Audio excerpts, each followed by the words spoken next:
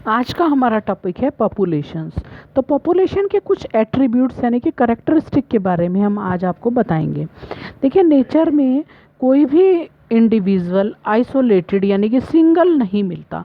ज़्यादातर जो ऑर्गेनिज्म होते हैं वो ग्रुप्स में रहते हैं किसी वेल डिफाइंड जोग्राफिकल एरिया में, और वहाँ पर वो शेयर करते हैं या कंपटीशन करते हैं एक ही तरह के रिसोर्सेज के लिए। वो आपस में इंटरब्रीड करते हैं और क्या बना लेते हैं, ग्रुप ऑफ इंडिविजुअल्स यानी कि एक पॉपुलेशन बना लेते हैं। यहाँ पर इंटरब्रीडिंग का मतलब हम किससे लेते हैं, यहाँ पर इंटरब्रीडिंग का मतलब वैसे सेक्सुअल रिप्रोडक्शन से लिया गया है, लेकिन इकोलॉजी में अगर ग्रुप ऑफ इंडिविजुअल्स बन रहे हैं किसकी हेल्प से, एसेक्सुअल रिप्रोडक्शन की हेल्प से एक पॉपुलेशन जनरेट हो रही है, तो उसको भी हम सेम पर्पस यानी कि इकोलॉजिकल स्टडीज़ के लिए यूज़ कर सकते हैं। जैसे कि एक वेटलैंड में, एक दलदल वाली ज़मीन पर पाए जाने वाली जो बर्ड्स होती हैं, वाटर बर्ड्स वो, या अबंडेंट फील्ड में पाए जाने वाले जो रैट्स हैं वो, या फॉरेस्ट में उगे हुए टीकवुड ट्रीज़ हैं, या कल्चर प्लेट पर उगा हुआ बैक्टीरिया है, या किसी पॉन्ड में उगे हुए लोटस प्लांट्स हैं। तो ये सभी पॉपुलेशंस के एग्जाम्पल होते हैं। पिछले चैप्टर्स में हमने आपको बताया था कि कोई भी ऑर्गेनिज्म अपने चारों तरफ का अगर उसका एनवायरनमेंट चेंज हो रहा है तो वो उससे कॉप अप करता है। और पॉपुलेशन लेवल पर क्या होता है कि नेचुरल सिलेक्शन की थ्योरी ऑपरेट होती है, जिसमें क्या होता है कि अच्छे करैक्टर वाले ऑर्गेनिज्म की संख्या बढ़ती है। तो पॉपुलेशन इकोलॉजी क्या है, इकोलॉजी का एक बहुत ही इम्पोर्टेंट एरिया है, क्योंकि इसमें हम किसको लिंक करते हैं, इकोलॉजी को लिंक करते हैं जेनेटिक्स और इवोल्यूशन के साथ साथ। अब हम देखते हैं कि एक पॉपुलेशन के अंदर कुछ करेक्टरिस्टिक पाई जाती हैं जो एक इंडिविजुअल ऑर्गेनिज्म के अंदर नहीं होती। जैसे अगर हम एक इंडिविजुअल ऑर्गेनिज्म की बात करें तो उसकी हम बोलेंगे कि इसकी बर्थ हुई है या इसकी डेथ हुई है, लेकिन अगर हम पॉपुलेशन की बात करते हैं तो वहाँ पर हम बर्थ और डेथ वर्ड यूज़ नहीं कर सकते। फिर हम बोलते हैं कि इसका बर्थ रेट क्या है इस पॉपुलेशन का, या इसका डेथ रेट क्या है। तो इसको अब बर्थ रेट या डेथ रेट का क्या मतलब होता है। बर्थ रेट का मतलब है कि अगर कितने और ऑर्गेनिज्म पैदा हुए हैं पर यूनिट एरिया में एक गिवन टाइम पीरियड में, तो वो उसका बर्थ रेट माना जाएगा। या कितनी उसकी संख्या घटी है डेथ की वजह से, डेथ हो गई कुछ ऑर्गेनिज्म की, तो कितनी ऑर्गेनिज्म जो हैं पर यूनिट एरिया में एक पर्टिकुलर टाइम पीरियड में कम हो गए हैं, तो उसको उसका डेथ रेट कहेंगे। जैसे एक एग्जांपल से समझते हैं कि एक पॉन्ड के अंदर 20 लोटस प्लांट थे पिछले साल, और रिप्रोडक्शन से 8 नए प्लांट्स और ऐड हो गए, तो अब उसकी करंट पॉपुलेशन हो गई 20 + 8 यानी कि 28। तो हम इसका बर्थ रेट कैसे निकालेंगे, बर्थ रेट का फॉर्मूला होता है change in number upon original number. कैसे निकालते हैं birth rate is equal to change in number upon original number. अब यहाँ पर क्या हुआ, अब बर्थ रेट कैसे निकलेगा, बर्थ रेट हो गया चेंज नंबर में, चेंज कितना हुआ कि 20 पहले थे, 8 और पैदा हो गए, तो चेंज कितना हुआ, अब 28 हो गए, यानी कि 28 - 8 यानी कि 8 हो गया चेंज इन नंबर, और पहले कितने थे ओरिजिनल नंबर 20। तो ये क्या हो गया इसको कैलकुलेट करेंगे तो आ गया 0.4, यानी कि 0.4 ऑफस्प्रिंग पर लोटस पर ईयर पैदा हो गए हैं। इसी तरीके से डेथ रेट हम कैसे निकालेंगे, इसको भी एक एग्जांपल की हेल्प से समझाते हैं कि एक 40 फ्रूट फ्लाइज का एक ग्रुप था एक स्पेसिफिक टाइम पीरियड में। सपोज करो कि एक वीक में हम एग्जांपल ले लेते हैं कि पहले जो फ्रूट फ्लाई थी वो थी 40।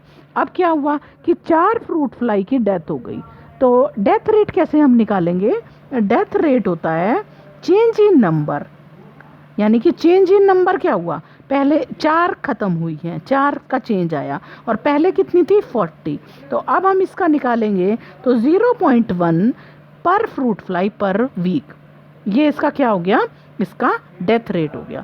तो ये बोर्ड में आया हुआ क्वेश्चन है, लेकिन इसमें आपको जब इस तरह का एक न्यूमेरिकल दिया हुआ था तो उसमें बच्चों के नंबर कहाँ पर कट हुए थे कि जो बच्चा क्या लिखा है 0.1 लिख के आ गया। हमें क्या लिखना है 0.1 पर फ्रूट फ्लाई पर वीक। या लोटस का अगर हमने बर्थ रेट निकाला था तो 0.4 ऑफ स्प्रिंग्स पर लोटस पर ईयर।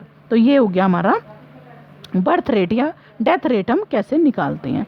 अब एक पॉपुलेशन के अंदर या एक ग्रुप इंडिविजुअल के अंदर और क्या कैरेक्टरिस्टिक्स हो सकता है, तो सेकंड कैरेक्टरिस्टिक है कि किसी इंडिविजुअल को हम बोल सकते हैं कि वो मेल है या फीमेल है। लेकिन अगर हम एक ग्रुप ऑफ इंडिविजुअल यानी कि एक पॉपुलेशन की बात करते हैं तो वहाँ पर हम उसको क्या नहीं बोल सकते, मेल या फीमेल नहीं बोल सकते। तब हम उसको क्या बोलेंगे, तब हम उसको उसकी सेक्स रेशो बोलेंगे। जैसे कि एक पॉपुलेशन का ग्रुप है, ग्रुप ऑफ इंडिविजुअल, एक पॉपुलेशन है जिसके मेंबर 100 हैं, उसमें से 60% तो फीमेल है, यानी कि 60 इसके अंदर लेडीज़ हैं और 40 बचे हुए क्या हैं, मेल हैं। तो ये क्या हो गया, उसका सेक्स रेशो हो गया। अच्छा, अब क्या समझेंगे हम कि एक पॉपुलेशन है गिवन टाइम पीरियड में, उसमें डिफरेंट एज ग्रुप के इंडिविजुअल प्रेजेंट हो सकते हैं। जैसे इसको हम इस पिरामिड की हेल्प से समझने की कोशिश करेंगे।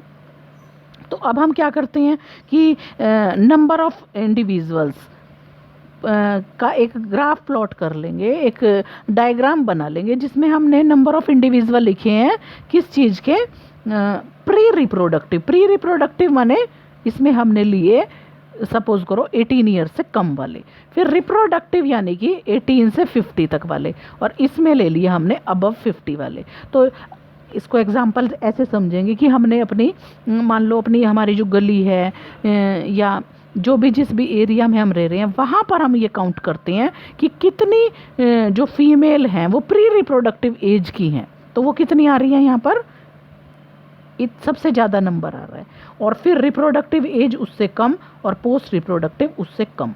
तो अगर इस तरह का पिरामिड हमें मिले, पिरामिड क्या होता है, पिरामिड एक इस तरह की शेप होती है जिसका जो बेस है वो ब्रॉड है और अपेक्स जो है वो कैसी है, पतली है। इस तरह की शेप हमें मिलती है जिसमें क्या है, बेस चौड़ा और अपेक्स कैसा है, पतला है। तो अब हम ये हमने आपको बता दिया कि भाई पिंक से हमने पोस्ट रिप्रोडक्टिव को रिप्रेजेंट करा, ब्लू से रिप्रोडक्टिव को, और येलो से प्री रिप्रोडक्टिव को हमने रिप्रेजेंट किया। तो अगर हमारे क्या हैं, यहाँ पर हम ना पोस्ट रिप्रोडक्टिव की तरफ उतना ध्यान नहीं देंगे, यहाँ पर हम किसको देखेंगे, यहाँ पर हमने देखनी है दो चीज़ें, क्या, एक रिप्रोडक्टिव और एक पोस्ट रिप्रोडक्टिव। तो यहाँ पे आप देख रहे हो कि जो क्या है, रिप्रोडक्टिव एज के लोग हैं उससे ज़्यादा नंबर किसका बन रहा है, प्री रिप्रोडक्टिव का बन रहा है। तो इस तरह की जो पॉपुलेशन है वो क्या कहलाएगी, एक्सपेंडिंग कहलाएगी। और जब क्या, रिप्रोडक्टिव यानी कि ये ब्लू वाला और येलो वाला, ये दोनों की संख्या क्या हो रही है, सेम हो रही है। जैसे यहाँ पर आप इस ग्राफ इसमें देखो डायग्राम में, तो इनका नंबर कैसा आ रहा है, एक जैसा आ रहा है। तो ये पॉपुलेशन कैसे कहलाती है, स्टेबल कहलाती है। लेकिन अगर रिप्रोडक्टिव से नंबर कम हो जाए प्री रिप्रोडक्टिव का, जैसे कि इस डायग्राम में हुआ है, तो फिर क्या हो जाएगा, फिर मानते हैं हम इसको कि ये क्या हो गया, डिक्लाइनिंग पॉपुलेशन है। ठीक है, तो अब यहाँ पर पॉपुलेशन के साइज़ को देख के हमें क्या पता चल रहा है, उसका स्टेटस पता चल रहा है कि वो पॉपुलेशन एक्सपेंड करेगी या स्टेबल रहेगी या डिक्लाइन करेगी। तो ये हो गए आपका क्या, different age pyramids of human population. इससे आगे का टॉपिक हम आपको कल कराएंगे।